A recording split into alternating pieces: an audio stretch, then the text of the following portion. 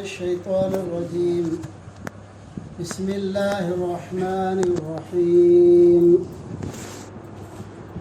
ما ننسخ من آية أو ننسها نأتي بخير منها أو مثلها. ألم تعلم أن الله على كل شيء قدير. ألم تعلم أن الله له ملك السماوات والأرض وما لكم من دون الله من ولي ولا نصير. أم تريدون أن تسألوا رسولكم كما سئل موسى من قبل ومن يتبدل الكفر بالإيمان فقد ضل سواء السبيل. ود كثير من أهل الكتاب لو يردونكم من بعد إيمانكم كفارا حسدا من عند أنفسهم من بعد ما تبين لهم الحق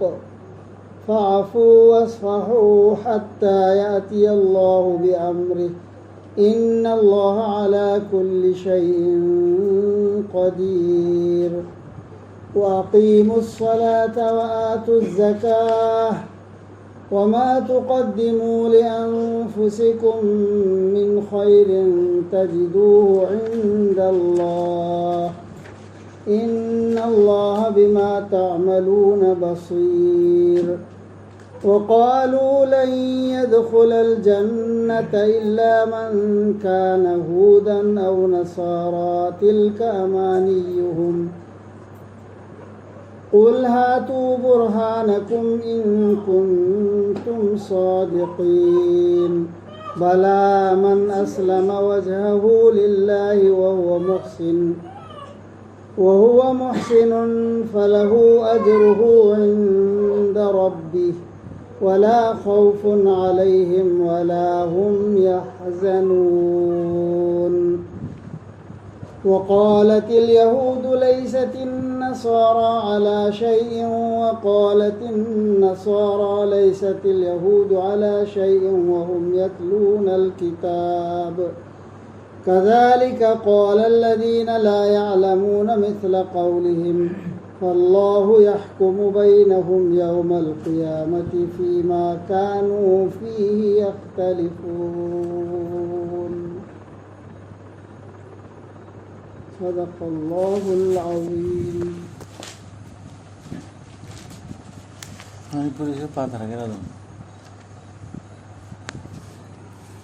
Nasi tahu si surah Al-Baqarah ki ayat number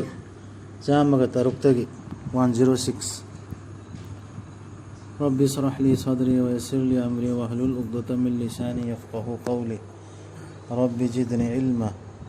سبحانك لا علم لنا إلا ما علمتنا إنك أنت العليم الحكيم. أعوذ بالله من الشيطان الرجيم. أيكوينا آيات أما كتت بنترجع كوثوكن بليته هذه الله نا آيات أما كتت بنترجع كوثوكن بليته تومي مسوم مدوغي مهوتا الله نا پورك بني مدودگي هي نفبا أما نترجع مدوغا مانبا أما نخوي خنگدبرا مدودي الله دي پوت خدمكي متكتا غمي هاي بسي تونين بتا توبا نخوي دما ثم لا هلك نبنا لا تولدو امان سوق غادنيسي سوق شيء دو كيسي لا من سوق شيء هاي ندرو هاي سي دو اني دو الله دو جن تول نخوي د لاين وين تول الله نمنا دو ما هذا نمبر يوم سنوا حركه नखोइना खंगदबरा आसमान सिंगी लेबाक पुमनमक अमसुंग पृथ्वी से अल्लाह गिनी हाइबसी अदुगा नखोइगी दमक गनासु लैते हाइबसी अल्लाह नतना ngak sen binaba natraga tengbang binaba natraga सिक्सी हाना अहले किताब सिंगना एलक्प मतमदुदा थाखिबा आयात पुदी मतमदुगी ओइना सानि नुजुल यमरदि मनसुक की मतंग से कोई कुरान से मनसुक ओइबा आयात यावी हाइबा नते ओल इदु हाना का मानरक तब ऑर्डर हुकुम यावर एंखल्लो ने अहकाम दा नत्रगा न करीदा खितंग खेनबा अदु अल्लाह ने हेन फबा Allah di khangai ba asman jamin asman gi ekhoi shenar se Allah aduna Allah an tawri me afaba Quran se da mansuk oi ba ayat yawi hai bana te mansuk oi ba am pho yaw de hai ba ta ab se ayat se di aina khan tharu mansuk hai se ayat se yaw Quran se yaw de hai ba ta ab jab chara me hai ba ta ab hadis na man sok to wong mi ha do ma sin thi jin jin thi bani du oi da bani du makha da hai rakhini Allah na ha ko ai ko rasul nam ko man sok to ga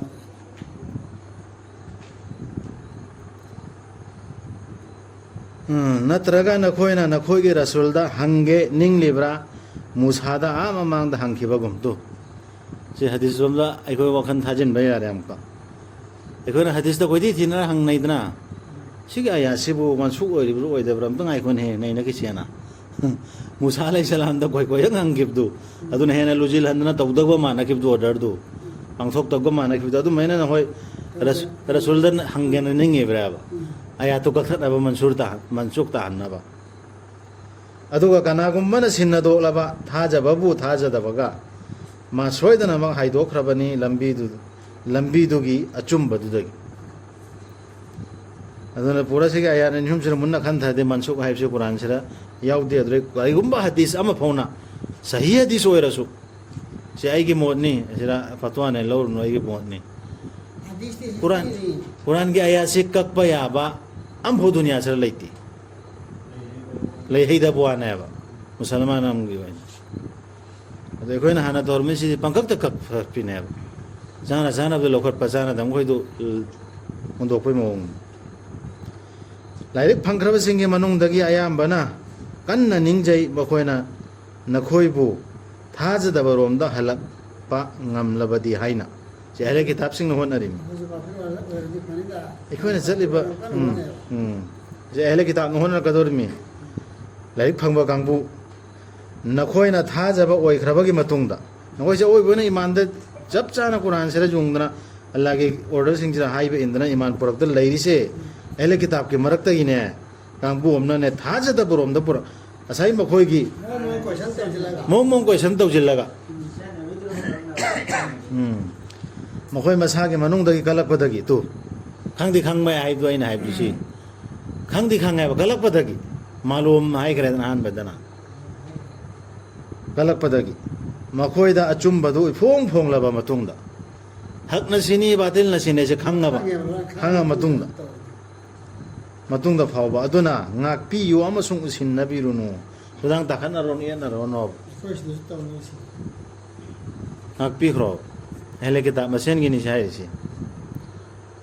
ngak pi yu usinarunu makhoi ge maral do Allah ge hukum ama tawrak trifa sida daita ekhoi da sinna de ba ekhoi di sida kafir ni siani munafik ni hanafi ni haledis ni kadiani ni hana fatwa pi dringai da hazam hoina de ba ekhoi di ha Allah ge hukum ngai wana Allah ndi hairiya hanga damne hangwa देखो दिसी खांग दे दो तो बात तो उधर में उधर मना खांग ना बा अल्लाह तो मंजिन गदम मागे हुकुम में तरक तिरफो तसेंग नमक अल्लाह दे पोर खुदी मुके मतक ता ngambani तो निंबत तौबा अल्लाह ना ngam में फैसला तो निंबत तो रख अल्लाह ना सेनरिम ने अदुना से अल्लाह के दायित्व ने खो के दायित्व नते कना गुम में मतक ता कना गुम ग्रुप हम के मतक ते एनी मजहब हम के मतक ते कोई ना ngang बा थपा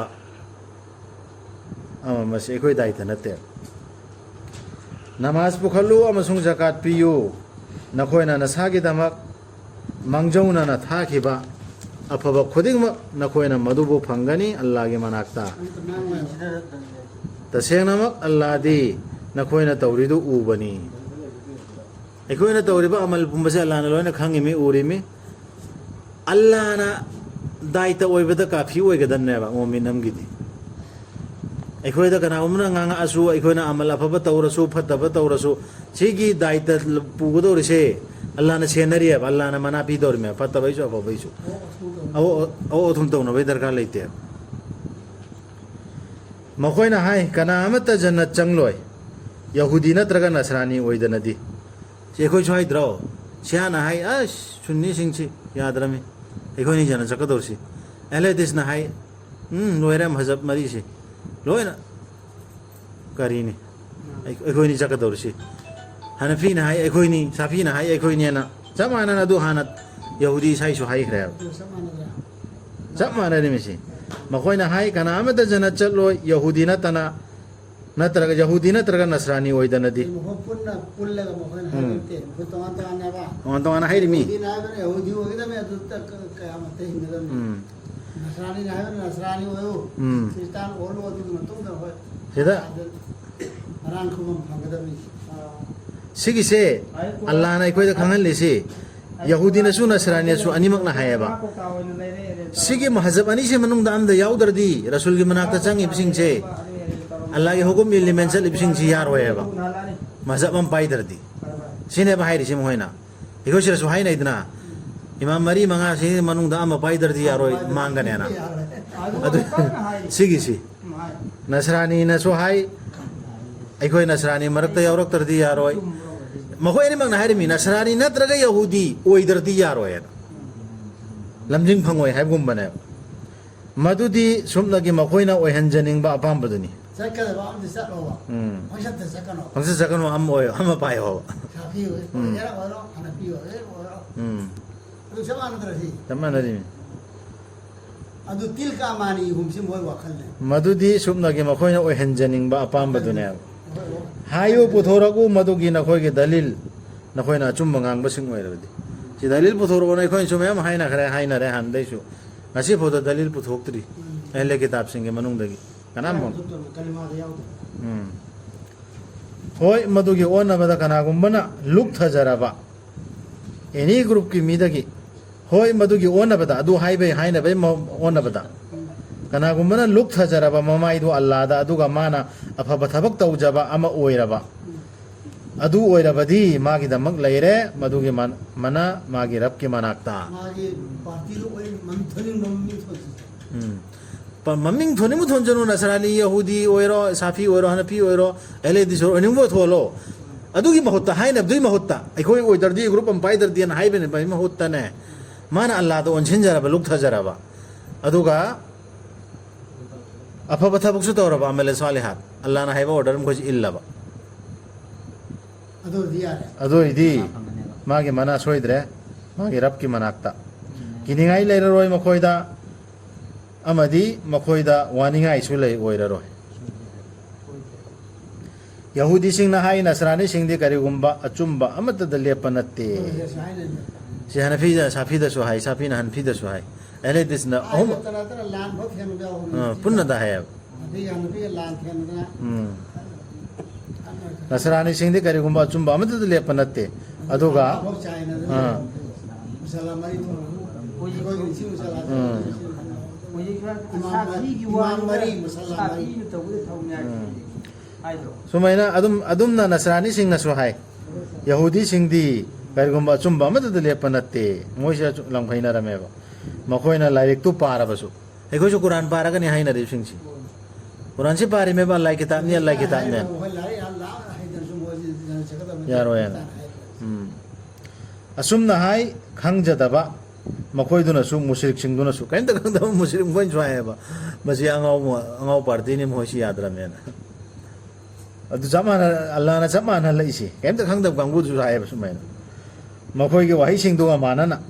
aduna allah na bichar tawbigani makhoi ge marakta amuk hingat hingada numitta makhoi na mot khena ki bedu ge matang da se khoi na sira bichar taw nei dana heta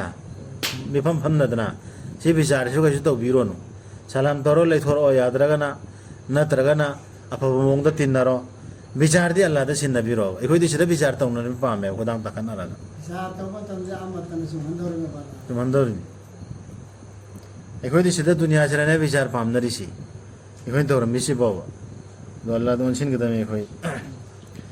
kana na hena aran na to ribe ge makhoi du dagi makhoi na thingliba allah gi maming sak sonjaba bu allah gi masjid sing da si masjid sing da thingbadi hana atop ayat su yaur kini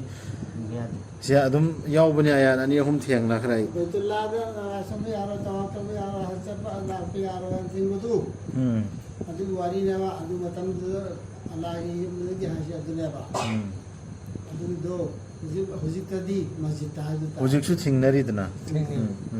ꯊꯦꯡꯅꯕ ꯊꯦꯡꯅꯩ ꯃꯥꯒꯤ ꯃꯁꯖꯤꯠꯁꯤꯡꯗ ꯑꯗꯨꯒ ꯀꯟꯅ ꯍꯣꯠꯅꯔꯤꯕ ꯃꯈꯣꯏꯗꯨꯒꯤ ꯃꯥꯡꯅꯕꯁꯨ ꯀꯟꯅ ꯍꯣꯠꯅꯔꯤꯕ ꯑꯗꯒꯤ ꯍꯖ ꯂꯥꯛꯄ ꯌꯥꯔꯣꯏꯅ ꯑꯩꯅ ꯑꯔabꯅ ꯊꯤꯡꯍꯧꯕꯁꯤꯗ ꯆꯍꯤ ꯑꯃ ꯊꯤꯡꯈꯤꯕꯗꯣ ꯆꯍꯤ ꯑꯃꯔ ꯑꯅꯤꯔ ꯏꯔꯥꯟ ꯅꯠꯇ꯭ꯔꯣ ꯊꯤꯡꯈꯤꯕꯗꯨ ꯃꯥꯅꯦ ꯑꯗꯨꯗꯨ ꯍꯧꯖꯤꯛ ꯃꯁꯂꯥ ꯈꯪꯉꯛꯄꯗꯒꯤ ꯑꯣꯏꯔꯝꯕꯁꯨ ꯌꯥꯏ ꯅꯠꯇ꯭ꯔꯒ ꯈꯟꯊꯔꯛꯄꯗꯒꯤ ꯑꯣꯏꯔꯝꯕꯁꯨ ꯌꯥꯏ ꯍꯧꯖꯤꯛꯇꯤ ꯊꯤꯡꯗ꯭ꯔꯦ ꯍꯧꯖꯤꯛ ꯊꯤꯡꯗ꯭ꯔꯦ ꯍꯥꯡꯗꯣꯛꯈ꯭ꯔꯦ ꯑꯗꯨꯗꯤ ꯃꯈꯣꯏ ꯐꯤꯠꯅꯥ ꯄ꯭ꯂꯥꯟ ꯑꯃ ꯂꯩꯔꯝꯕꯗꯒꯤꯅꯤ ꯃꯣꯏꯅ ꯑꯗꯨ ꯐꯒꯠꯅꯕ ꯍꯥꯏꯖꯕ ꯇꯧꯅꯕ ꯋꯥꯅꯤ ꯂꯥꯟꯅ ꯍꯥꯏꯔꯤꯕꯗꯤ ꯑꯗꯨ ꯊꯤꯡꯒꯅꯨ ꯍꯥꯏꯔꯤꯗꯅ ꯍꯣꯏꯅꯦ ꯂꯥꯟ ꯑꯃ ꯂꯩꯕꯗꯨꯒꯤ ꯍꯧꯖꯤꯛꯄꯨꯗꯤ ꯊꯤꯡꯗ꯭ꯔꯦ ꯏꯔꯥꯟ ꯀꯥꯡꯕꯨꯁꯨ ꯃꯨꯁꯂꯤꯝꯅꯤ ꯍꯥꯏꯔꯦ ꯁꯦꯂꯦꯕꯁ ꯍꯣꯡꯗꯣꯛꯈ꯭ꯔꯦ ꯄꯨꯟꯅ ꯁꯧꯗꯤꯗ ꯃꯥꯒꯤ ꯃꯁꯖꯤꯠꯁꯤꯡꯗ ꯑꯗꯨꯒ ꯀꯟꯅ ꯍꯣꯠꯅꯔꯤꯕ ꯃꯈꯣꯏꯗꯨꯒꯤ ꯃꯥꯡꯅꯕꯁꯨ ꯍꯣꯠꯅꯩꯌꯦꯕ ꯑꯁꯤꯒꯨꯝꯕ ꯃꯤꯁꯤꯡꯒꯤꯗꯃꯛꯇꯗꯤ ꯃꯈꯣꯏꯅ ꯆꯪꯐꯝ ꯊꯣꯛꯇꯕꯅꯤ ꯃꯈꯣꯏꯗꯨꯗ ꯃꯁꯖꯤꯠꯁꯤꯡꯗꯨꯗ ꯀꯤꯅ ꯆꯪꯕ ꯅꯠꯇꯅ ꯃꯈꯣꯏꯒꯤꯗꯤ ꯇꯥꯏꯕꯪꯁꯤꯗ ꯆꯣꯞꯄ ꯏꯀꯥꯏꯕ ꯅꯪꯕꯅꯤ ꯑꯗꯨꯒ ꯑꯈꯦꯔꯠꯇꯅ ꯑꯆꯧꯕ ꯗꯟꯗꯤꯅꯤ ꯍꯧꯖꯤꯛꯀꯤ ꯃꯁꯖꯤꯠꯇ ꯑꯜꯂꯥꯍꯒꯤ ꯃꯃꯤꯡ ꯑꯦꯅꯤ ꯃꯤ ꯑꯃ ꯆꯪꯉꯛꯁꯅꯨ ꯃꯁꯖꯤꯠꯇ ꯑꯦꯅꯤ ꯖꯥꯇꯤꯒꯤ ꯃꯤ ꯑꯃ ꯑꯦꯅꯤ ꯃꯖꯍꯕꯀꯤ ꯃꯤ ꯑꯃ ꯑꯋꯣꯏꯕ ꯑꯣꯏꯅ ꯃꯄꯨ ꯑꯃꯒꯤ ꯅꯤꯡꯒꯦꯅ ꯆꯪꯖꯔꯛꯏꯕ ꯑꯣꯏꯔꯝꯃꯗꯤ ꯀꯃꯥꯏꯅ ꯇꯧ ꯇꯥꯕ ꯃꯥꯏ ꯊꯝꯕꯗꯨ ꯈꯪꯕ꯭ꯔꯥ ꯑꯗꯨ ꯊꯤꯡꯕ ꯌꯥꯗꯦꯕ ꯊꯤꯡꯉꯤꯗꯨꯅ ꯍꯦꯟꯅ ꯐꯔꯣꯏꯗꯣꯔꯤꯕꯅꯤ. ꯊꯤꯡꯉꯤ ꯃꯤꯗꯣ ꯑꯐꯕ ꯆꯣꯞꯀꯗꯧꯔꯤꯕꯅꯦꯕ ꯃꯗꯨꯅꯤꯌꯥꯁꯦ ꯑꯜꯂꯥꯍꯒꯤꯅꯤ ꯅꯣꯡꯄꯣꯛꯁꯨ ꯅꯣꯡꯆꯨꯞꯁꯨ ꯑꯗꯨꯒ ꯅꯈꯣꯏꯅ ꯑꯣꯟꯕ ꯃꯥꯏꯀꯩ ꯈꯨꯗꯤꯡꯃꯛꯇ ꯂꯩꯕꯅꯤ ꯑꯜꯂꯥꯍꯒꯤ ꯃꯥꯏꯊꯣꯡ ꯇꯁꯦꯡꯅꯃꯛ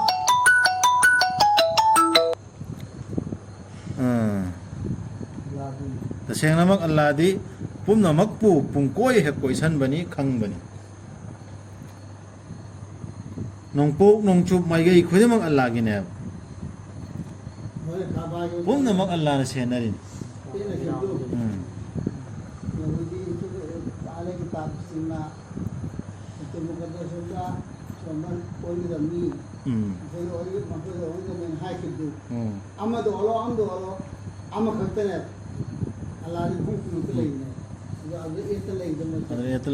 maru eridi Allah na hai badu in badu natro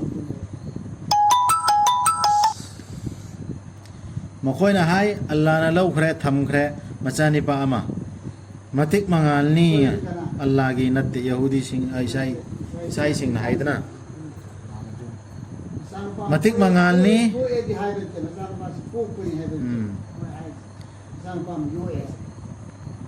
matik mangal ni magi natte magi ni asman singda amasung prithvi da lai reba pumnama aduga pumnamakna bhakti laina magi hukum illibani asman da lai reba asman singda lai reba pumnamak prithvi da lai reba pumnamak jiba pumnamak na ne Allah gi bhakti ne batawrisi makhluk khudimak Allah gi order ildana chatpa khara indaba khara indab singduna saja phangedana loinamak Allah gi ne leiram dabadagi leihan birakpani Allah na asman sing amasung prithvi bu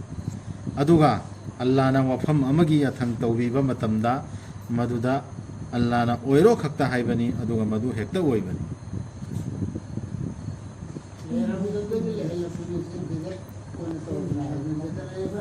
sini bidat hair bo haid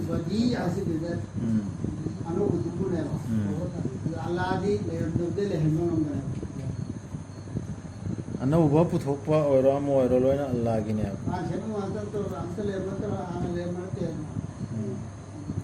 khangjdaba singna hai karigi Allah na ikoida hakthengna na wangang bidribano nadraga karigi ikoida khudam ama laktribano asumna hai ki ramdadagi le lakpa ngam mapuduna karigi masan pale sarpa sulpa hai sidi pon leiram tung daratro leiram so kari umam tele de matan leiram lagi tung da blo sema ina ba adu ma gi masaka de le sembare ma khangjdaba singna hai karigi Allah na ikoida hakthengna na wangang bidribano nadraga karigi ikoida khudam ama laktribano ai wangang oda sema ai ni si nabi ni ne ai tha ni ma na tu isalo ne tai ba asumna hai ki makoi gi mamangda leiramba singduna su makoi gi wahi singduga manana iman manabani makoi gi thamoi sing Allah na aya singbudu ayek sengna utlabani chetna thajaba mi singidam सिगे खुदम सिनत्रो अहले किताब सिंगसु तानरमिसी हजरत ईसा दा तानरे करीना ईसाई मखोइना उजेर दा तानरे यहूदी मखोइना अखोगी हुजिक अहले कुरान कांगुना बुजुर्ग दा करीदा इमाम दा पीर दा तानरिसिदी अंगक बामा उल्लदी अंगक बमु उल्लदी इनंग तान जेर से अल्लाह मचाने अंगक बमु उल्लदी अल्लाह का नक बमा हेता फागत यहूदी बमु यहूदी हम लेते रहे लेते रहे ले रमी रस्मी मतलब जेर से अल्लाह मचाने ईसा अलैहिस्सलाम से अल्लाह की मचाने है से इस्ताना सुमाया मचान पाने रा जेर से हरम में रसूल की मतम होवा अदु बाकी खबले अदु वारी में है अदु मैंने अहले किताब अहले कुरान कांगुना सुहाइरिबो इमाम सिंह से तनक नहनखरे महोइना हाइबा हाइबदु इनगदब मितुम मगता बुजुर्ग सिंह से त मोइना हाइबा हाइबदु हति इनगदब अदु मैंने अदु की इशारा ने एखोइना एखोइ तसेनमक एखोइना हाइदे अल्लाह ना नंगबु थाखिबनी अचुम्बदुगा लोइना हराव पाउ पीबा अमा ओइना अमसुंग चेक्सिन वा हाइबा अमा ओइना हंगलोइ नंगोंदा मैकोलदुदा लेगेदब सिंगी मतांगदा करीगे नंग दोग थाजी लपनम हाय हाय बाय आदर फना हनला बना हसन तो आज जन तुम ले रहो मुखर याद तू आगे या कहीं या तो कैदो नुंगदसु यानिंग लोय क्वेश्चन तो रो एक्सप्लेनेशन कॉल तो रो तौर रसूल देने है कैदो नु खोई दे सुनी मेरा दा ना हाय बम तो हाय हो खाना से ने मा कुजिला तो कैमता ना फू तौबे यादे ला इकरा फि दीन निदना जबरदस्ती कैमता एक्शन तौबे यादे मिनुंगसी हेंजिन न तौबसु यादे एक्शन तो होती पर खाए एक्शन सु यादे मिनुंगसी हेंजिन न तौबो यादे लाल एक्शन तो रहा से पर खा लो परखा लौरिन मैं पाम दुकान कैदो नुंगदसु यानिंग लोय नंगबु आइदे कुरान पायरा चलिबा रसूल से सिहराव पाउ पीरिबा रसूल से कैदो नुंगदा यहूदी सिंगना यानिंग लोय नंगबु यहूदी सिंगना अमदी नसरानी सिंगना नंगना मखोयगी धर्म छत्री फाव हायो छत्री फाव तसेनमक अल्लाह हायो तसेनमक अल्लाह की लमजिंग खक्तना अचुंबा लमजिंग नि नंगना मखोयगी अपामबगी तुंग इल्लुरबा नंगोंदा ज्ञानदु लाक्लबा मतुंगदा कना लैरोय नंगीदमक अल्लाह की मयोक्ता ngak sen binaba natraga tengbang binaba si pare bai khoida ingonda isada panseba any मजहब अमना सुबजा या निंगो है ईसाई नसु यहूदी नसु सिया नसु अहले हदीस नसु वहाबी नसु हनफी नसु या निंगो है कुरान से पायरगा चटपा कांदा मखोय गिदु कुरान से ने चुमद्रिंग पायर चटपा अल्लाह ना हायर सिनाई सिना लोइरने ना अदर मखोय गिदु मजहब तुर याउद्रदि सुबजा या निंगो है अदुना नि मस्जिद तगी तातोइसि मजहब अम की मनुंग द याउद्रे पो अहले हदीस नसु यारोय हनफी नसु यारोय अदुन नि सदा मुसियन याद सुबजा यारोय अदुना हे मखोय अपामदुगी तुंग इल्लुरबा अदुददी कनामदा लैररोय बनंगी दमक अल्लाह के मयोक्ता ngak sen bina si thadu uram hoy apam drasat lura दुनिया की थोक तो उदम जाहि अखोयना मखोयदा लाइरिक पी खिबा सिंगदुना मदुबु थी थरिबा मदुगी थी थफम थोकपा मओंगदा मखोयदुनी मदुबु थाजबा सिंगदु अदुगा कनागुमना मदुबु थाजद्रबा अदु ओइरबदी मखोयदु मांगजरबा सिंगनि सदकल्लाहु अलazim सेबतु तौरस थी थप थोकपदु थी थबायदी अदर हाइबा हाइबदु इल्ला चटपदुनि हेरसि अदु चत्रगदी यादेबा पंगसोन द सोनबा पंगथी द थीबदु नते मीदनी है सी मीना नि तो तो सदकल्लाहु अलazim से मीदनी है बा मीदना नि तो तो अदुबुनी अल्लाह बु स्किन तो वाई था जगदबने जेना कुरान है से दुनिया